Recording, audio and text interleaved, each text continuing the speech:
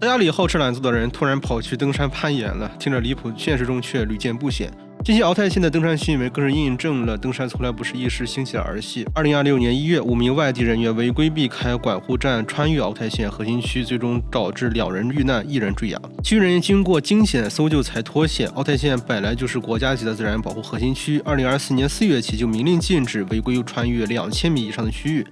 这里地形复杂，气候多变，冬季气温低至零下27、8度，人员一旦失联，搜救难度极大。登山攀岩从来不是简单的说走就走。登山攀岩的运动在人类征服自然的历程里，本来就是一种特别原始的运动表达。现在有很多人去挑战山脉，穿越丛林，进行徒步，可对于大多数观众和玩家来说，看这类登山纪录片或者是电影，很难真正的沉浸和带入进去，也感受不到那种宏大叙事里对人类勇气的赞颂，对人类伟大的诠释。说到底，还是我们跟这项运动没有什么实际关联。在我们看来，登山攀岩好像就只是一项运动而已，哪怕知道它过程艰难，充满惊险，是对人类体力和意志力的极致考验，可始终会不断的问，这跟我们有什么关系？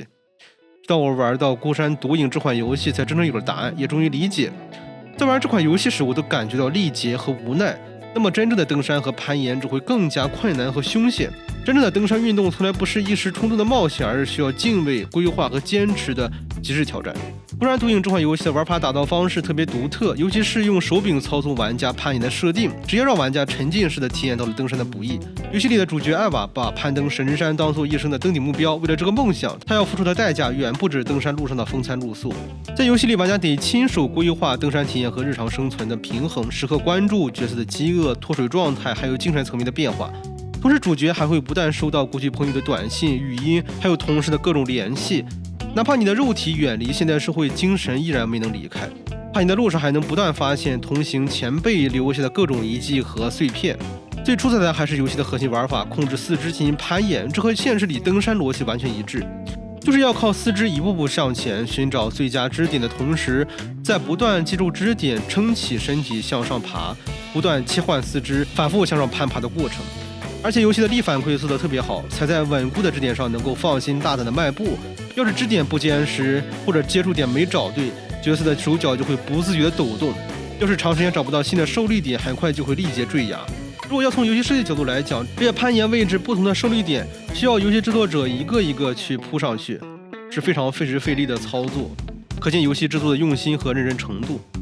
游戏的玩法设计真的高级又巧妙，用最简单的操作就丝滑模拟出真实的攀登感受。每次移动手和脚都会有强烈的物理力反馈，还要时刻的判断身体平衡，把控受力方向。每一次向上的移动，重心都会跟着转移到新的支撑点，旧的支点必须立刻放弃。这就是攀岩的核心过程。游戏的难度会随着进程不断提升，后期攀岩还会遇到风雨天气，岩壁变得湿滑，角色的不稳定频率会大幅增高。当然，中途可以用攀岩钉固定位置，部分区域还会触发剧情，而玩家全程都要兼顾视野和生存资源的管理。这里还有个很关键的点，游戏的资源平衡设定很严格，要是一次攀岩失败次数太多，消耗大量草药、食物这类生存资源，很容易就会坏倒。所以上山之前必须把生存资源规划得明明白白，这和现实登山前的出门准备如出一辙。当然，除此之外，现实登山的情况下，你还需要一个强劲的体魄，这让玩家意识到现实的登山攀岩逻辑也是如此。如果无视规则，毫无准备的就骂人进山，等待他们的只会是未知的巨大危险。不过在赶路和攀岩的过程中，能够看到游戏中打造极致绝美的风景，这些风景也成了这段登山之旅的一部分。毕竟攀登神之山本来就是主角一生的执念，可以说这款游戏把真实的攀岩模拟做到了极致，让大多数玩家都能隔着屏幕真切地感受到登山之路的酸甜苦辣。游戏里的细节还原非常到位，攀岩时角色会有真实的呼吸起伏、身体抖动，会不停地转动头部，用眼睛去寻找新的落点。这也要求玩家必须时刻保持高度的观察和紧张状态。角色的精力会随着时间慢慢下降，体力消耗的设定也无比真实。和其他生存游戏只看指标的提醒不同，孤山远影是让玩家通过手柄的震动，直观地感受到支点的不牢靠，瞬间就能体毛觉察到危险，下意识就会赶紧找新的支点，或者放弃当前的落点，退回原来的位置。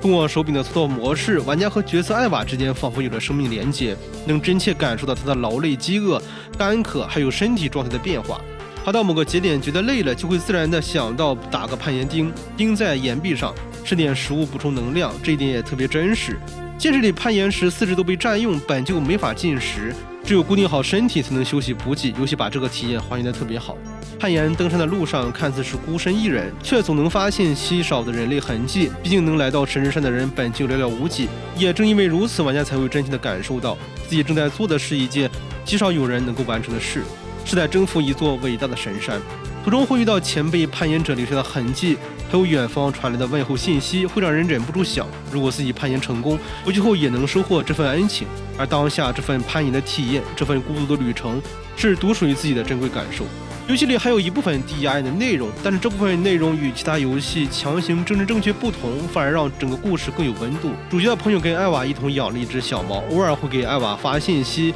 絮叨着喂猫的日常，还有一些无关紧要的琐事。另外还有同事总会来各种打扰的信息。一开始玩的时候，我真的能体会到艾娃为什么想要远离世俗去攀登神之山了。换做是谁，天天被这些琐碎的信息轰炸，都会觉得厌烦。但后来转念一想，这些看似喋喋不休的关心，背后其实是朋友的孤独。他不懂攀岩，没法陪着艾娃同行，否则只会成为累赘，所以他只能用这种方式表达思念和牵挂。作为玩家，一边觉得这些消息有些烦，一边又能感受到藏在里面的温情，知道远方有人在挂念着自己。过去这类孤独行走的游戏很容易让整个过程变得毫无互动，只剩下玩家和大山的对抗。可孤山独影却把这份对抗和人类之间的连接融合在了一起。那些朋友的问候、同事的骚扰，都成了孤独旅程中的温情慰藉。还有前辈们在山崖洞穴里留下的物资、临时生存的痕迹、手写的书信，都诉说着他们当时的感受，让整个攀登体验变得无比丰富。更难得的是，这款游戏让玩家真正体验到什么是登山的核心，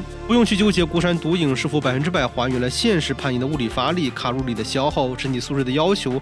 这些都不重要，重要的是它给屏幕前的玩家尽可能还原了登山最本质的体验，也真正的让我们身临其境。攀登的紧张过程中，玩家根本没有闲心去看风景，全程都要全神贯注，这又是游戏中最牛的地方。尤其是游戏后期难度大幅提升，很多支点甚至找不到100%踩实的状态，有的支点只能支撑1-2秒，有的攀岩点甚至只能塞进2-3个指头，根本支撑不了太久，必须立刻寻找下一个支点，不能稳住身体继续向上攀岩。这个时候玩家的脑海里只有一个念头，往上爬。或许一开始会感叹攀岩的艰难，中途会无数次想要放弃或者存读档，一次次坠崖又一次次重新开始。可等到真正征服一段看似不可能的路程之后，那种成就感会无比强烈。回头看才会发现，原来自己已经爬过了这么高的山，那些曾经觉得跨不过去的坎儿，真的被自己克服了。攀岩时的紧张感是一直伴随着玩家的，在随后的过程中，甚至都被刻在了骨子里，要不停地思考下一步该迈哪只脚，该抓哪个支点，失败了要自己给自己鼓劲，继续坚持。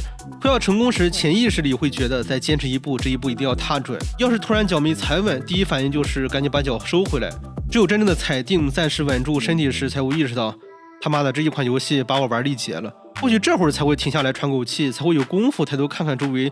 感叹一句：这就是攀岩登山啊！他妈的，这里的风景真好。这个单纯玩游戏看风景完全不同，在孤山独影里，没有玩家会跳出游戏的沉浸感，操纵着手柄刻意去欣赏风景，因为全程的注意力都被攀岩的过程牢牢抓住，根本没有多余的精力、心情去关注其他。就跟常规的生存游戏不同，这款游戏里玩家不会时刻关注生命指标，看到图标变红时就会立刻补充食物，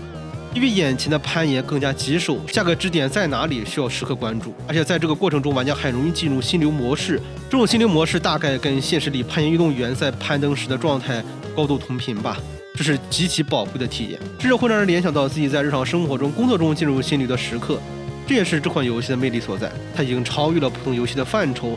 达到了极致的体验高度。从镜头外面的屏幕前面，玩家通过手柄键鼠操作，真切感受到了登山的惊险、劳累、坚持与成就感。登山之后，你真的会有感而发。攀岩登山从来不是一时的冲动冒险，而是对自然的敬畏，对自我的挑战。这份体验是独一无二的。孤山独影绝对是一款绝佳的游戏，更是一款做到了极致的神作。这份游戏体验值得每一个人去感受。如果你喜欢本期视频的话，欢迎点赞关注，我们下期再见。